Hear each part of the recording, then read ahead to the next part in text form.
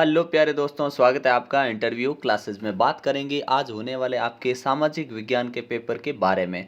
कक्षा 10 अर्धवार्षिक परीक्षा 2024-25 सामाजिक विज्ञान का ये पेपर है। यहाँ से आपके एग्जाम में क्वेश्चन आपको देखने को मिलेंगे ही मिलेंगे। तो चैनल पे नए हो तो चैनल को सब्सक्राइब ज़रूर कर लीजिएगा। दोस्तों के साथ वीडियो को शेयर करना बिल्कुल नहीं भूलें। यहाँ पे आपकी वीडियो के डिस्क्रिप्शन में प्ले लिस्ट है, जहाँ से आपको आपने आगे होने वाले पेपर, चाहे आपके संस्कृत हो, चाहे आपके राजस्थान की शौर्य परंपरा हो, या फिर अपने मैथ्स हो, मोस्ट इंपॉर्टेंट मैथ्स, आपको यहाँ पे उनके पेपर्स मिलेंगे और हूबहू क्वेश्चन जो है आपको एग्जाम में भी देखने को मिलेंगे। ठीक है ना।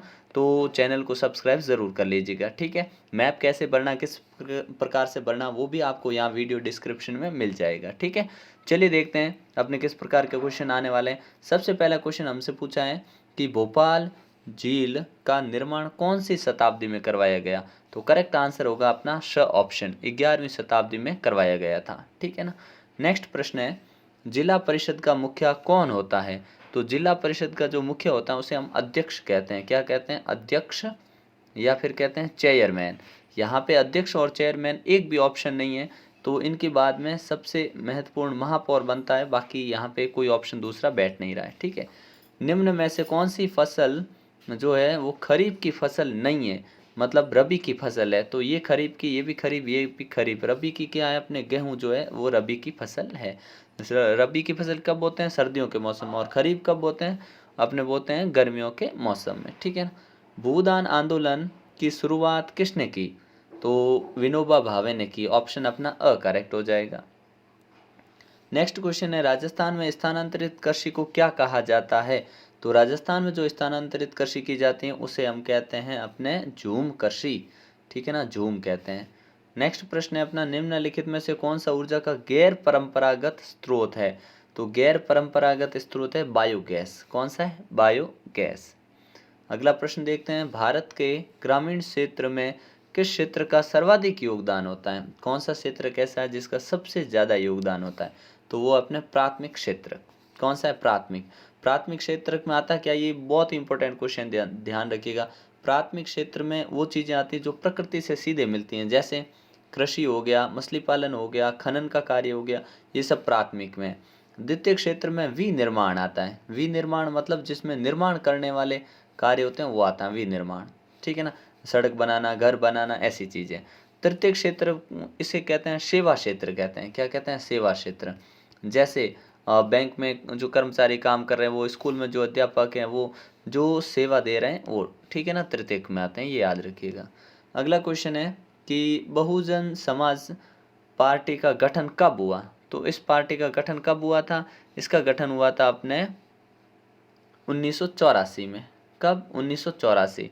पूरी अगर आप डेट याद रखना चाहें तो हम बोलेंगे 14 अप्रैल 1984। और किसने किया ये भी पूछते हैं। बहुजन समाज पार्टी का गठन है वो किसने किया था? तो ये किया था काशीराम ने। किसने किया था? काशीराम। ठीक है ना, काशीराम ने इसका गठन किया था। और इसका प्रतीक चिन्ह भी याद रखिएगा। प्रतीक चिन्ह क्या है? अपने हाथी। ठीक है ना। क्या है प्रतीक चिन्ह? हाथी। जो चुनाव चिन्ह दे रखा है वो हाथी है। अगला है, भारतीय संविधान की 8वीं अनुसूची में कितनी भाषाओं को मान्यता प्राप्त है। तो 8वीं अनुसूची में 22 भाषाओं को मान्यता प्राप्त है। कितनी? 22 भाषाओं को। विश्व में सर्वप्रथम मुद्रण की तकनीक का आविष्कार किस देश में हुआ। तो मुद्रण की तकनीक जो सबसे पहले आई वो आई अपने चाइना में। किस में आई? चाइना में। अगला क्वेश्चन देखते हैं अपने रिक्त स्थान वाले क्वेश्चन है यहाँ पर आपके लिए। पीवीसी पाइप का उपयोग करके एकत्रित करते थे, इस्तेमाल करके। क्या? तो छत का जो जल होता था, मतलब बारिश का पानी छत पे होता था, उसको इकट्ठा करने के लिए पीवीसी पॉलीवाइनिल क्लोराइड का उपयोग करते थे। ठीक है ना, पीवीसी पाइप का उपयोग करते थे। रबी की फसल को डैश के मौसम में बोया जाता है। तो रबी की फसल को किस मौसम में बोते हैं? तो ये बोते हैं सर्दी के मौसम में, शीत ऋतु में। ठीक है ना। अगला है, 1992 में रियो डी जेनेरो में डैश सम्मेलन का आयोजित किया गया। तो यहाँ पे कैसे सम्मेलन का आयोजन किया गया था? तो यहाँ पे रियो डी जेनेरो में ब्राज़ील में हुआ था। सम्मेलन कहाँ हुआ था? अपने ब्राज़ील में हुआ था सम्मेलन। ठीक है। और ये किस संदर्भ में था? प्रकृति पर्यावरण के संदर्भ में था। ठीक है ना। कांग्रेस के डैश अधिवेशन में असहयोग आंदोलन की स्वीकृति पर मोहर लग गई। तो कौन सा अधिवेशन में हुआ था? तो ये नागपुर अधिवेशन था जो 1920 में हुआ था। 1920 नागपुर अधिवेशन। जब वस्तु के बदले लेन देन बिना मुद्रा के प्रयोग के आपस में ही किया जाए, मतलब वस्तुओं को चेंज किया जाए, उसे कहते हैं वस्तु विनिमय। वस्तु विनिमय। ठीक है, नेक्स्ट क्वेश्चन देखते हैं। श्रीलंका सन डैश में स्वतंत्र राष्ट्र बना। तो श्रीलंका 1948 में, भारत के एक साल बाद आज़ाद हो गया था 1948 में। और यहाँ की जो भाषा है एक, वो सिंहली भाषा यहाँ की, सिंहली जिसको मान्यता प्राप्त है। यहाँ की राजधानी भी पूछी जा सकती है, श्री जयवर्धने और कोलंबो, दो राजधानी इसकी। ठीक है ना। अगला है लोकतंत्र नागरिकों में डैश को बढ़ावा देता है। तो ये सामंजस्य को बढ़ावा देता है। ठीक है। अगला है गृह युद्ध क्या है। तो गृह युद्ध ऐसे युद्ध को कहा जाता है जो आपस में एक ही देश में, आपस में एक ही देश के अंदर होने वाले युद्ध को कहा जाता है गृह युद्ध। बांधों को आधुनिक भारत के मंदिर की संज्ञा किसने दी। तो ये दी थी जवाहरलाल नेहरू, पंडित जवाहरलाल नेहरू ने दी थी। ठीक है ना, ये ध्यान रखिएगा, पंडित जवाहरलाल नेहरू। अजैव संसाधन किसे कहते हैं। अजैव संसाधन जो पृथ्वी के ऊपर अजैविक तौर पे होते हैं, जैसे कि कह सकते हैं हम अजैव संसाधन में अपने मिट्टी आता है, मिट्टी, सूर्य का प्रकाश हो गया, जल हो गया। ठीक है, जिनके बिना जीवन संभव नहीं है। ठीक है ना, अजैव संसाधन कहलाते हैं। मौसमी बेरोजगारी किसे कहते हैं। तो बेरोजगारी का वह स्वरूप जो कि साल में कुछ ही महीने रोजगार मिल पाता है, बाकी समय बेरोजगार बैठते हैं, उसे मौसमी बेरोजगारी कहते हैं। राष्ट्रीय विकास से आप क्या समझते हैं। तो राष्ट्रीय विकास का अगर मतलब देखा जाए तो सीधा सा मतलब ये होता है कि सीधा क्या कहें कि राष्ट्र विकास में व्यक्ति जो अपने राष्ट्र के लिए अपनी तरफ से सहयोग करता है। जैसे राष्ट्र में सहयोग का मतलब ये हो गया राजनीतिक, आर्थिक, सामाजिक, सांस्कृतिक। ठीक है ना, चाहे वो राजनीतिक तरीके से करे, आर्थिक, सामाजिक, सांस्कृतिक, जिस भी तरीके से अपना सहयोग करता है तो राष्ट्र का विकास होता है। इसे ही राष्ट्रीय विकास कहते हैं। राज्य पुनर्गठन आयोग की रिपोर्ट को कब लागू किया गया था। तो ये लागू किए थे अपने नवंबर 1956 में। ठीक है ना, याद रखिएगा इस डेट को। फिर नारीवाद आंदोलन से आप क्या समझते हैं। तो नारीवाद आंदोलन के अनुसार लिंग भेदभाव को, शोषण को, आदि को समाप्त कर सबको समान करने के लिए जो आंदोलन चलाया गया था, नारीवाद आंदोलन था। विश्व बैंक की स्थापना कब और क्यों की गई। तो विश्व बैंक की स्थापना याद रखिएगा जुलाई में की गई, जुलाई, और सन है अपने 1944।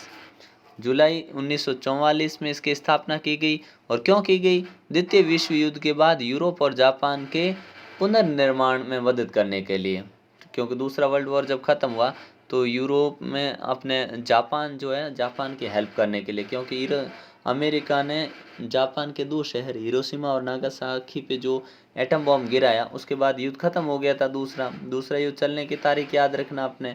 पहला विश्व युद्ध 1914 से 1918 के बीच था, और जो ये फर्स्ट था। ठीक है, और सेकेंड वर्ल्ड वॉर था वो अपने 1939 से लेके 1945 के बीच में। ठीक है ना, 1945 में अमेरिका ने जो एटम बॉम्ब डाला अपने हिरोशिमा नागासाकी पे, उसके बाद में युद्ध खत्म हो गया था, जापान ने हाथ खड़े कर दिए थे। नेक्स्ट है कि उपभोक्ता आंदोलन की शुरुआत किस कारण से हुई थी।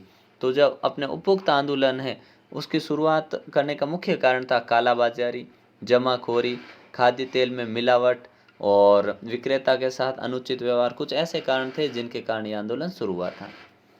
राष्ट्रीय उपभोक्ता दिवस प्रतिवर्ष कब मनाया जाता है। तो ये मनाते हैं 24 दिसंबर को। नेक्स्ट है अपने पारादीप पतन किस राज्य में स्थित है। तो ये जो पारादीप पतन है ये कौन से राज्य में है। तो उड़ीसा में। उड़ीसा बोलो या ओडिशा भी बोल सकते हैं। ठीक है ना, उड़ीसा राज्य में। अगला क्वेश्चन है अपने साइमन कमीशन भारत में कब आया और क्यों आया था। तो साइमन कमीशन जो भारत में है वो अपने आया था 1928 के अंदर। ठीक है, और ये अपने विशेष कारण आया था। कारण क्या आया था, जो भारत सरकार अधिनियम 1919 था उसकी समीक्षा करने के लिए एक गठित की गई थी कमेटी, उसके कारण ये आया था। ठीक है ना। नेक्स्ट है सांप्रदायिकता से आप क्या समझते हैं। किसी भी धर्म या जाति जो अपने आप को ज़्यादा मानते हुए किसी और से झगड़ा करती है या उनसे अभद्र व्यवहार करती है, उसे सांप्रदायिकता कहते हैं। फिर आपसे अवर्गीकृत वन किसे कहते हैं पूछा, सहकारी समिति का गठन क्यों किया जाता है। ये क्वेश्चन थोड़े बड़े हैं, लेकिन ये क्वेश्चन बहुत ही इंपॉर्टेंट है। आपको इन क्वेश्चंस को बहुत ही अच्छे तरीके से तैयार करना है, ठीक है ना, ताकि आप के नंबर है वो शानदार आए, ठीक है। फिर लास्ट क्वेश्चन में दे रखा कि आपको झाबुआ, बोकारो, अंकलेश्वर, तलचर, नेवेली, इनको मैप में डिटेक्ट करना या मैप में भरना है, ठीक है ना। तो मैप में आपको अगर ये देखनी है सारी जगह, अपने जो वीडियो अपलोड कर रखा है उसमें आपको 3 मैप दिए हुए हैं, तीनों में जितनी भी अपने बुक में हैं वो सारी आपको वहाँ मिल जाएगी। अपने बोर्ड एग्जाम के लिए भी वो हेल्पफुल है, वही काम आने वाली, और अपने हाफ ईयरली में भी वही काम आने वाली है, ठीक है ना। तो उसको ज़रूर देख लीजिएगा, ठीक है। तो मिलते हैं नेक्स्ट पार्ट में, तब तक के लिए जय हिंद, जय भारत।